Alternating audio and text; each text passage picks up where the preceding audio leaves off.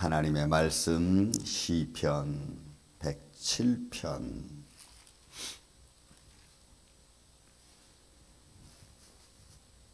시편 107편 40절에서 43절에 이르는 말씀을 교독하겠습니다. 여호와께서 고관들에게는 능욕을 쏟아 부으시고 길 없는 광야에서 유리하게 하시나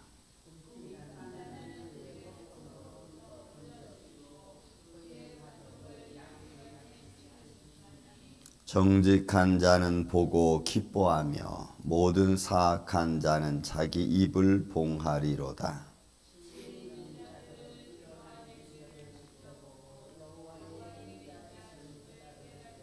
아멘. 자, 40절부터 43절까지는 지혜 있는 자들이 하나님의 하시는 일을 보고 찬양하는 시로 되어져 있습니다. 짤막하지만 어떻게 보면은 그 안에서 인과응보라고 하는 말이 조금 해당이 될까요? 그래서 지혜 있는 자들이 하나님이 역사하시는 손길을 바라보면서 찬양하는 모습 한번 여러분 말씀 보시기 바랍니다. 자, 여호와께서 고관들에게는 능력을 쏟아 부으시고, 여러분 고관들이 다 나쁘겠습니까? 여기서 고관들을 이 시편 기자가 표현하고 있는 것 중에 하나는 그 나디브라고 해가지고, 이 뜻은 원래는 좋은 의미입니다. 자발적으로, 그리고 하나님을 섬기고 나아가는 데 있어서요 자신을 말하는 거예요. 여기서 그러면 왜 고관이라고 해석을 했는지 좀 난해하죠. 하지만 원래 이 그런 자발적으로 나아가는 것에 대한 책임을 묻는 거예요. 그러니까 여호와께서 고관들을 능욕한다고 할 때 이 책임 있는 자들이 책임을 지지 않는 것을 말하는 거예요. 그러니까 마땅히 감당해야 될 일들이 스스로 감당해서 하나님을 찬양하고 하나님께 나와서 예배하고, 또 때로는 그 책임 있는 자들이 와서 또 도와주기도 하고 인도해야 돼. 이런 모든 것들과 다 관련되어져 있는 거예요. 그런 걸 안 하고 자기들 권력만 딱 지키고 있는 거예요. 그러니까 그런 이에게 하나님께서 여러분 이 능욕 붓지라고 하는 것들은 마찬가지입니다. 모욕감을 주고 수치를 주는 거예요. 그러니까 네가 책임 있는 자가 책임적인 일을 안 한 것에 대한 책임이에요. 그러니까 여러분 이 말은 모든 사람에게 다 해당되는 거예요. 저도 그렇고 제가 마땅히 책임지고 해야 될 일을 하지 않으면 내 책임에 대한 수치를 내가 당하는 거예요. 성도들은 성도들이 마땅히 해야 될 일이 있고, 또 세상의 기관에 있는 사람들은 그 기관에 있는 일들을 다 책임 있게 감당을 해야 됩니다. 책임 있게 내가 감당하지 않아 놓고는 그 책임을 다른 사람들한테 돌려버리면 이게 이제 문제가 되는 거예요. 저도 타운에 이런저런 일을 하면서 우리가 서류를 보냈는데 그 서류를 자기들이 책임 제대로 행정처를 안 해놓고 그 책임 안 해놓은 걸 가지고 너희가 안 했다라고 우리한테 책임을 돌려버려요. 그러면은 우리는 힘없는 백성들이 어떻게 해요? 그 말을 아님에도 불구하고 그 말에 반박할 힘이 없는 거예요. 이런 것들을 말해요. 그러니까 마땅히 해야 될 일들이 자발적으로 해서 그걸 처리해야 될 일을 안 하는 거죠. 그러니까 여호와께서 그런 고관들에게 능력을, 노멀감을 주고 수치를 주는 거예요. 그러니까 쏟아 부으시고 길 없는 광야에서 유리하게 하는 겁니다. 그들이 마땅히 가야 될 길을 여러분 잃어버리는 거예요. 그러니까 여러분 우리가 인생을 살아가면서 믿음의 사람들은 믿음의 사람들이 가져야 될 책임, 여러분 어떻게 보면 의무죠. 이거는 하나님이 나를 부르시고 부름 받은 자가 마땅히 지켜야 될 의무가 있죠. 그건 책임이라기 말보다는 의무입니다. 부름 받은 자의 의무죠. 이건 거기에는 대꾸가 없어요. 그냥 해야 되는 거예요. 근데 그런 걸 우리가 하지 않아요. 부름 받은 자의 중요성, 부름 받은 자의 의미, 부름 받은 자의 하나님의 뜻, 그런 게 다 담겨져 있는데 우리는 그런 것들을 다 무시해버리고 반대로 이렇게 말하는 거죠. 당신이 나를 불렀으니까 그럼 당신이 책임져야 되지 않습니까? 이렇게 말하는 거예요. 이게 얼마나 수사학적으로 반론을 제기하는 말인지 몰라요. 나를 부르으니까 당신 책임지세요. 책임지지 않을 건데 날 왜 불렀습니까? 이런 식으로. 그래서 오히려 그런 말을 통해서 자기들의 안위를 누려가려고 하는 그런 속성들. 여러분, 이거는 굉장히 안 좋은 모습들이죠. 근데 그런 것들을 우리는 오히려 그게 굉장히 뭐 이성적이고 뭐 지혜적인 걸로 착각하는데, 여러분, 그런 건 아닙니다. 진정한 의미를 깨닫는 게 아름다운 거죠. 자, 그러므로 하나 여호와께서 고관들에게 능력을 쏟아부으시고 걸고 그들에게는 길 없는, 그죠? 광야에서 유리하게 하는, 마땅히 가야 될 길을 못 가게 되는 겁니다.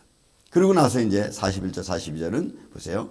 궁핍한 자는 그의 고통으로부터 건져주시고. 여러분, 이 궁핍한 것은 여러 가지 물질적이고 실질적으로 연약한 자를 말하기도 하지만, 그러나 이 많은 이 단어의 해석 중에서 이런 의미가 있습니다. 하나님을 향하여 호소하는 자라고 하는 의미도 있어요. 그냥 결국 여기서 궁핍한 자는 마태복음 5장에 나와 있는 가난한 자의 모습과 같은 겁니다. 물론 물질적인 건 없을 수도 있고 또 가진 것이 없는 사람일 수도 있습니다. 그래서 요구하는 것도 있겠죠. 하지만 여기서 의미는 이 궁핍한 자는 하나님께 호소하는 자. 그 삶이 어떤 과정이 있었든지 하나님께 호소하는 자. 그런 자를 궁핍한 자로 표현했습니다. 그러니까 하나님께 호소하는 자는 그의 고통으로부터 건져주시고, 그러니까 그의 아픔과 그의 삶에 얽히고 설켰던 과정에서 하나님이 풀어주시는 거죠. 그래서 우리는 시편 1편 3절에 있는 말씀이 저는 참 멋있습니다. 시냇가에 심은 나무가 시절을 쫓아 열매를 맺듯이 그 손길이 하는 것, 그 손길이 하는 것이 다 형통하리로다. 야, 여러분, 이거 정말 멋있는 말 아닙니까? 시냇가에 심은 나무는 가뭄이 될 수 없지.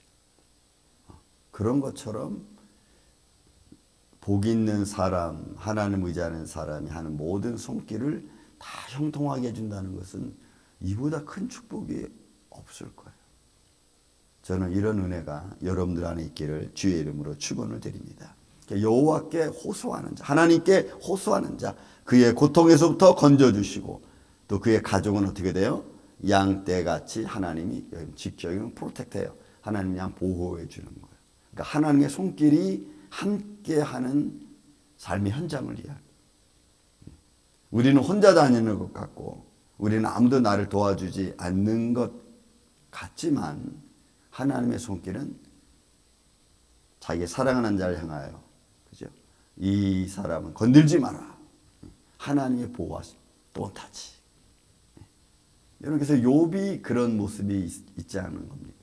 욥이 환난 당할 때 하나님께서 생명 건들지 마라. 그리고 그렇게 진행되어져 가는 상황을 욥은 믿고 있었다는 거죠. 이게 정말 중요한 관계입니다. 다 잃고 자기 몸에 병들어서 친구가 자기를 알아보지 못할 정도가 돼도 그는 하나님을 향하여 입으로 범죄치 않고 하나님의 뜻을 찾으려고 하는 마음을 갖는 게 여러분 중요한 거예요. 우리는 그 정도 되면 어떻게 해요? 하나님 무시하죠. 이런 상황에서 견디고 있는 자기의 삶을 그저 한탄하죠. 불평하죠. 근데 욥은 그런 마음을 갖지 않았다는 게 이게 우리가 봐야 될 아주 중요한 핵심 중에 하나 아닌가 싶습니다. 왜냐하면 우리는 그런 정도 상황이 되면은 하나님 버리는 것은 세상 말로 식은 죽 먹기. 그러니까 자기가 육신적으로 삶의 고통을 당하고 있는 현장 속에서 하나님을 바라보는, 하나님을 의지하고 신뢰하는 마음을 갖는 게 무엇보다 중요해요. 그 사람이 하나님께 호소하는 자이고 하나님을 찾는 자예요. 그러므로 그 가족을 양떼같이 지켜주시고 또 정직한 자는 하나님의 의를 말합니다. 그러니까 공의와 의를 따라가는 자, 보고 기뻐하며, 정직한 자는 이런 것들을 보고 기뻐하고 또 모든 사악한 자 입에 자기 입을 하나님 봉해버리는, 그러니까 더 이상 그에게 험담하지 못하게 하고, 그러니까 의와 공의가 나타나는 겁니다. 그래서 사악한 자들이 그걸 보고 할 말이 없는 거죠. 할 말이 없는. 여러분 우리가 그랬잖아요. 처음에는 왜 그렇게 해서 저렇게 해서 이렇게 해서 하다가 시간이 지나다 보니까 그게 맞거든. 그 맞고 난 뒤에는 오히려 그걸 또 반론시키는 거죠. 반론시켜 그러니까 사람들의 꾀는 항상 자기들에게 유익하게 얘기하고, 그죠? 그러니까 그리고 악을 행하던 자는 그런 거예요. 정직이 드러나고 공의가 드러나는 것을 볼 때 그들은 할 말이 없는 거예요. 그러면 그것이 드러날 때까지 공의와 정의를 지키던 사람들은 아픔을 갖고 힘든 게 있어요.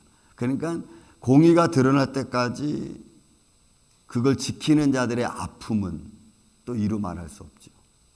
근데 그 아픔을 견디는 마음이 돼야 되는, 그게 드러날 때까지. 여러분 예수님의 십자가의 죽음도 그 아픔과 고통과 그 고난은 이루 말할 수 없죠. 예수님이 겟세마네 동산에서 아버지 할 수 있거든 이 잔을 내게서 옮겨달라고 하는 정도로 기도할 정도였으니까 육신을 가진 예수님의 고통은 우리가 상상할 수 없을 정도. 그러나 그것이 죽고 부활로 나타날 때 악인들은 할 말이 없는 거예요. 그러니까 그런 모습을 우리가 갖는, 믿음의 길을 걸어가는 모든 이들에게. 그래서 정직한 자는 보고 기뻐하며 모든 사악한 자는 자기 입을 봉해버려요. 더 이상 할 말이 없는. 그래서 그 패션 오브 크라이스트라고 하는 영화에 제가 보고 나서 제가 그 영화를 보면서 참 멜 깁슨이 참 잘 표현을 했어요. 참 잘 표현했어요. 사단이 계속 겟세마네 동산부터 시작해가지고 십자가의 고난과 부활, 예수님 죽음까지 이렇게 보잖아요. 사단이 계속 주목하잖아요. 그러면서 뭘 암시합니까? 됐어. 여기까지면 됐어. 여기까지 잘했어. 자, 이 정도면 됐어. 그러니까 이제는 너는 여기서 끝내. 뭐 부정해. 뭐 이런 식으로 계속 압력을 넣는 거죠. 근데 그렇게 사단이 그런 마음을 주는 게 고통이죠. 아픔이 고통이 아니고 그런 마음 가지고 고통을 이겨야 되는 게 아픔이고 힘든 거잖아요, 우리는.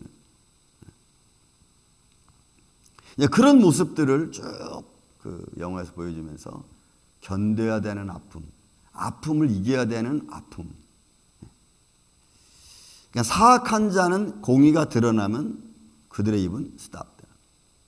그리고 이런 보세요. 마지막 43절은 지혜 있는 자들은 이러한 일들을 지켜보고. 그러니까 지혜로운 자는 뭘 봐요? 아픔을 보기 전에 하나님의 손길을 보는 거죠. 그래서 우리는 믿음의 사람들의 믿음이 업그레이드 되고 믿음의 사람들이 보아야 될 것은 현장도 보지만 그러나 현장을 이길 수 있는 믿음을 갖는 게 여러분 더 중요해요. 우리는 작은 것에서 하나님의 뜻을 발견하는 게 아름답습니다. 변화가 없는 것 같은데 변화가 이루어지고 있는 걸 보는 게 아름답습니다. 시간이 걸리더라도 하나님의 손길이 어디선가부터 이루어지고 있다는 걸 보는 게 여러분 아주 중요해요. 믿음의 눈을 가진 사람들이 봐야 될 것들입니다. 보통 사람들은 보이지 않아. 뭘 맨날 똑같네 뭐. 하지만 믿음의 눈을 가진 사람들은 그 똑같다고 하는 일반적인 사람들의 말 속에서 아주 조금씩 변화되어지는 것을 보는 거예요. 하나님의 손길을 보는 거예요. 그리고 하나님께 감사하는 겁니다. 하나님, 요만큼 달라졌습니다. 요만큼 달라졌습니다. 그리고 그 안에서 우리는 주의 뜻이 이루어져 가는 것을 볼 때마다 하나님께 감사하는 거예요. 그 작은 감사가 세상 사람들은 몰라도 하나님은 아시죠. 내 마음을 창조하신 이신데. 그러면 그 감사, 그 작은 감사가 어떤 능력이 우리의 삶의 현장으로 바꿔놓을 줄 우리는 아무것도 몰라. 그래서 우리는 그 과정 속에서 우리는 아주 작은 틈에서 일어나고 있는 하나님의 손길을 우리가 보고 감사할 때 그것이 처음은 미약한 것 같지만 나중은 창대해져가는 놀라운 역사가 우리 안에서 이루어지는 줄로 믿습니다. 이게 지혜로운 자가 보는 아주 아름다운 믿음의 모습이에요. 그러므로 여러분이 40절부터 43절까지 인과응보 같은 형식이죠. 그죠? 끝까지 주님을 바라보고 견디고 지키는 자. 내 책임을, 내게 주어진 믿음의 책임을 잘 감당하는 자, 그에게 주어지는 하나님의 축복, 또 하나님께 호소하고 하나님께 간구하는 자에게 주시는 하나님의 지켜주심, 이런 것을 볼 수 있는 지혜로운 자, 그는 어떻게 해요? 지혜 있는 자들은 이러한 일들을 지켜보고 여호와의 인자하심을 깨달으니라. 알게 돼요. 저는 우리 임마누엘 교회가 우리 예배자들이, 아침 드린 여러분들이 이런 작은 것들 속에서 살아계신 하나님의 손길을 보고 또 그 손길과 함께 감사와 찬양을 드릴 줄 아는 이 아침에 저와 여러분 되시기를 주의 이름으로 축원을 드립니다. 사랑과 은혜가 많으신 아버지 하나님, 감사합니다.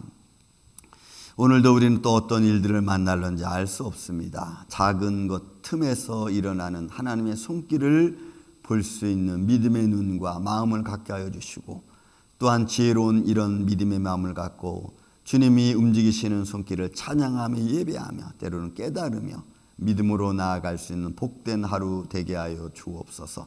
주님만이 홀로 영광 받으시고 우리의 삶의 주인이 되어 주시옵기를 원하오며 사랑이 많으신 예수님의 이름으로 기도하옵나이다. 아멘.